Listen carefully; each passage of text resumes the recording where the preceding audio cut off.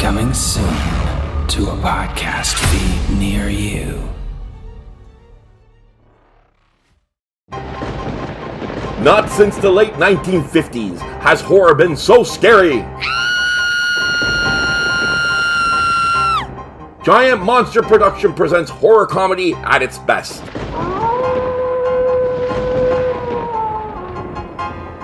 Each issue's packed with action. Shoot him, Pat! Shoot him! Suspense. Any hunter that figured out how to find them have all disappeared. Heroism. Oh, yes, because the vampire is going to get me. Romance. Bruno Domenico. Wisdom. How am I going to be able to start the fire if I wasted signaling for help? Friendship. I don't think it's that far of a drop. I think you'll be okay. He just tucks and rolls when he comes down and not lay on his feet. And acts of courage. If we're being honest here, Bruno did kill both of them. They are the last line of defense against the things that go bump in the night. We are monster hunters, are we not? Oh, the humanity. Tales of the Monster Hunters, presented in Monster Scope.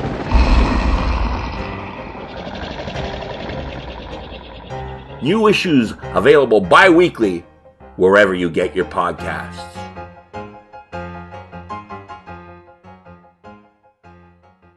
Madison is on the air. Do you love old-time radio? Yes! Do you know absolutely nothing about old-time radio? Also, yes. Then Madison on the Air is for you. Follow Madison, a modern-day makeup influencer, as she zaps back into the golden age of radio. Every episode is standalone with a wide variety of genres to choose from, like detective noir, You put the dick in private dick. superheroes, So I am in the body of the Green Hornet. westerns, Saloon fight! Now this is a Western. sci-fi, Dude, the Martian's got a freaking heat ray! plus classic characters. Toto! Oh, I gotta get that dog into an obedience class. Really digging Dracula's OG goth style. What if I killed freaking Sherlock Holmes? And many more. Actual old-time radio scripts adapted. It's like if the MST3K riff tracks guys were in the movies they riff. Start at the beginning or jump around to any title that grabs you. New episodes premiere the first of every month. Find us wherever you get your podcasts. The following podcast may contain some cartoon violence and dark themes and the occasional bit of spicy language. You have been warned. Listener discretion is advised. The fall and partial re-emergence of the Dysfunctional Five.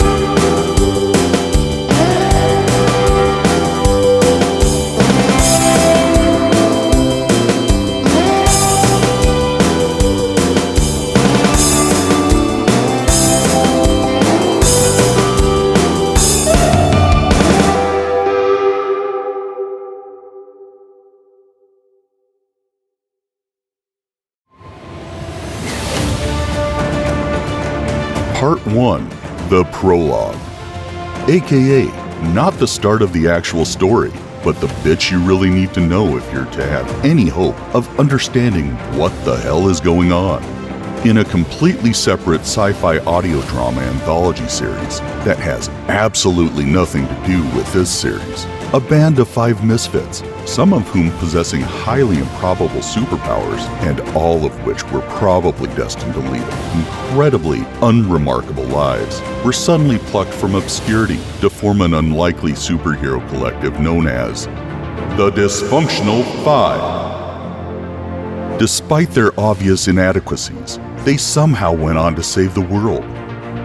Once. For which they were paid a ridiculous sum of money. Suddenly, finding themselves to be millionaires, naturally, what little vestige of self-control and self-respect they still had promptly evaporated. With their personal lives collapsing into chaos, the collective imploded soon after and vanished from the public eye. Until Part 2, the actual story. Chapter 1, Dave. Yes, Mr. President. Indeed, we are hearing the same kind of noises on the grapevine as you are. A truly terrible, world-threatening mega-threat is, well, threatening the world. No, we're not quite sure exactly what it is, only that there definitely is one, and it's going to hit us very soon. But, Mr. President, we simply don't have those kinds of resources. What you're suggesting would require an army. Currently, I have a lab full of science boffins and a handful of agents who, I might add, are essentially glorified admin assistants. Our paperwork is world-class, but they simply aren't cut out to save humanity from tyrannical evil. Heroes? But there aren't any. Those days are in the dim and distant past. What? Mr. President, with all due respect, you can't be serious. Not them. I mean, we only know the location of one of them. Let me tell you, they fell a long way very quickly indeed. All right, I'll give it a shot, if you feel that's genuinely our only option at this point. Very well, I'll get onto it right away, Mr. President. Bollocks!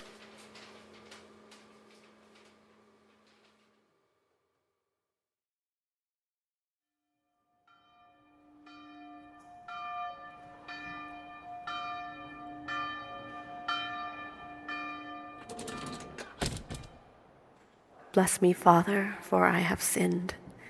It's been 1 week since my last confession. Ah, Mrs. Gagliano, I'm so glad you've returned. Oh, Father, it's awful. I have proof, actual proof, that my good-for-nothing husband, forgive me, Father, for my anger and vengeful bitterness, that he has definitely been unfaithful to me. And such are the levels of my heartbreak and furious hatred. Forgive me, Father. I find myself thinking of nothing else but reaping terrible and bloody vengeance upon him, and that evil harlot that has so led him astray. Well, this sounds incredibly serious indeed. Tell me, Mrs. Gagliano, you recall our conversation last week. Have you brought what I asked? Yes, Father. Here you go. It's the most recent photo of him I could find. Thank you, Mrs. Gagliano. Very good. So, this is Salvatore. Yes, my husband of over 20 years. Forgive my ignorance, Father, but why do you need it? Well, Mrs. Gagliano, in times such as these, times of true crisis, when our faith in God, faith in ourselves, faith in our loved ones, is put to the test, I find it often helps to pray in a very focused way. That's what we're going to do today.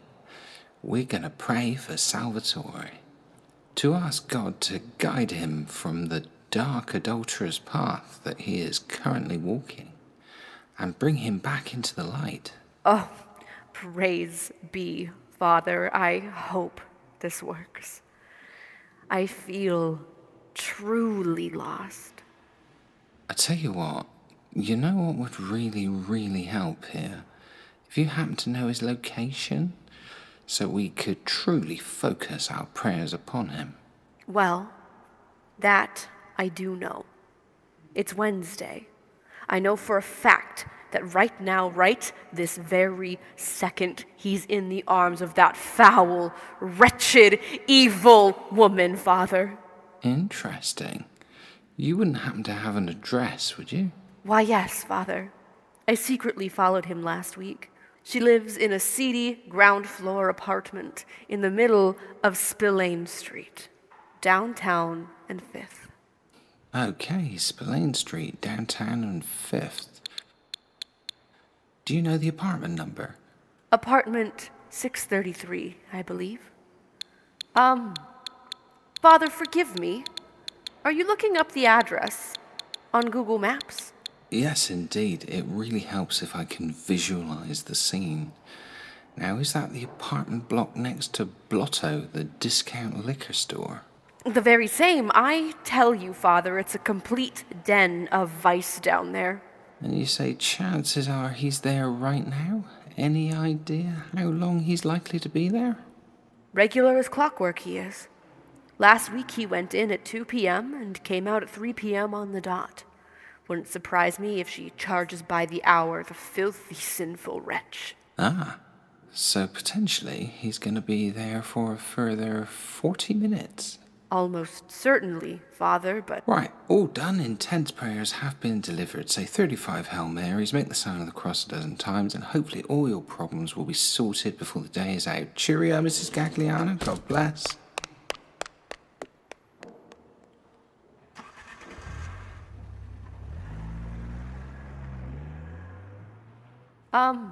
Father?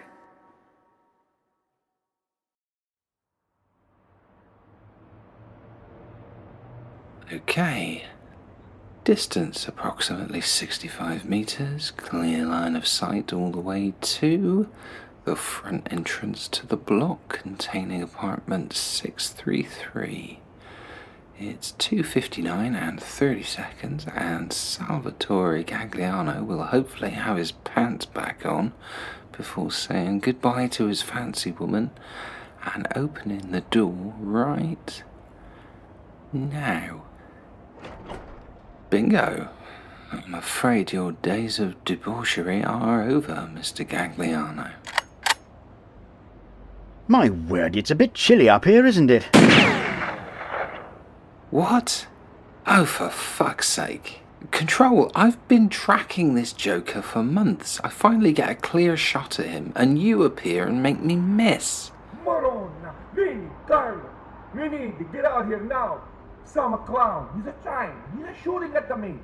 I see him, boss. Up on the roof, he's disguised as a priest. Seriously, this is all kind of fucked up a Godfather 3 type of shit. Kill the son of a bitch. Shit! They appear to be shooting back at you now, Dave. No kidding. What the bloody hell are you doing here? Oh, you know, was just out for a random roof-topped stroll, saw some dodgy-looking bloke in a dog collar with a sniper rifle and thought, that looks mightily interesting. I must check that out. I have to say, I'm somewhat confused. The outfit suggests you've had something of a career change, but the firearm says otherwise. 3 months I've been undercover. I've done 12 Sunday services, 10 midnight masses, 3 weddings and 2 funerals, plus I've had to listen to more desperate confessions than I care to remember. All to gain the trust of that guy's wife in order to get this one bit of information that led me here to take this one shot at killing him. And you've gone and ballsed it right up for me. Don't blame me. I wasn't the one pulling the trigger. Oh, look, they're about to storm the building. They'll be up here in a couple of minutes. Hope you've got a good escape plan. Trust me, I can certainly dispatch Dumb and Dumber down there before they know what's hit them. But why the hell are you here, really? I'm putting the band back together, Dave. What? The Dysfunctional 5. Seriously, you are kidding, right? No, not at all. That's ridiculous, and you know it. It is, and I do. But I'm doing it anyway, on the orders of the President. So, what do you say? I think you're out of your fucking mind. Well, let's be honest here. Assuming you do shoot your way out of this current situation, that crime boss down there is not going to be happy about you trying to kill him. He'll be after you for sure. And let's not forget the other crime boss who hired you to murder him. He's going to be mightily pissed off that you failed to complete the job. Between the two of them, you're a completely marked man. I'd say your career as a gun for hire is pretty much over at this point, right? What's the money like? Last time we paid each member of the Dysfunctional 5 $5 million, tax-free. And we got 1 job out of you. It's fair to say we feel we got our fingers burnt a little bit there. You'll be on standard agent's wages, and you're indentured to the service for at least 2 years. Basically, I will own you.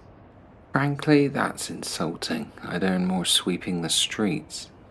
Oh look, another 10 of your crime boss's goons have just entered the building. I think they've got you at a disadvantage, don't you? You're outnumbered and massively outgunned. And just how do you plan to get off this roof? Better fire up the chopper, Bailey. Well, that's my ride. Last chance, Dave. What's it to be? Fine, but I'm not happy about this. Neither am I, Dave. Neither am I.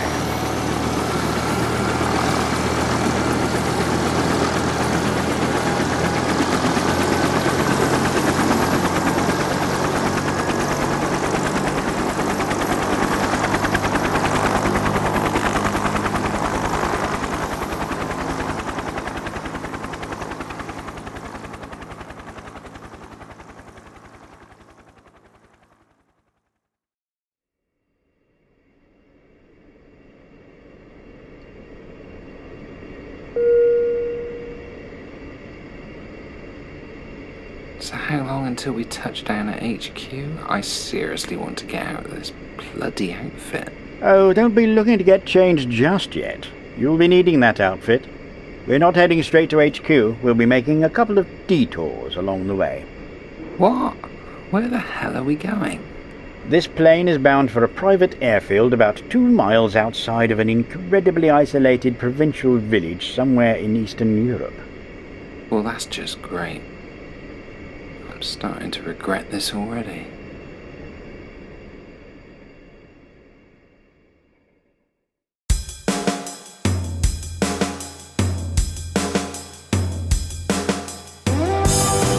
You've been listening to the full and partial re-emergence of the Dysfunctional 5. Chapter 1, Dave, was written and produced by Jim Cogan and starred Ralph Duke as the show announcer, John Kennard as Control, Talie Tenna as Maria Gagliano, Jim Cogan as Dave, Enzo Ferrara as Salvatore Gagliano, and Antonia Ferrara as Vinny.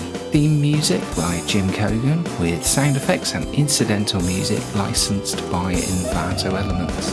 This series has been produced and released exclusively as bonus content for the Strange New Worlds and Spaced Out Tales sci-fi audio drama anthology podcast. And you can check out all our other episodes, including the original Dysfunctional 5 episode that inspired this series, by searching for Strange New Worlds and Spaced Out Tales wherever you get your podcasts, or by checking out our website, snwasot.com, where you'll find all our podcast platforms that we're currently available on, and our social media and email links. Likes and reviews are especially welcome, and until next time, thanks for listening.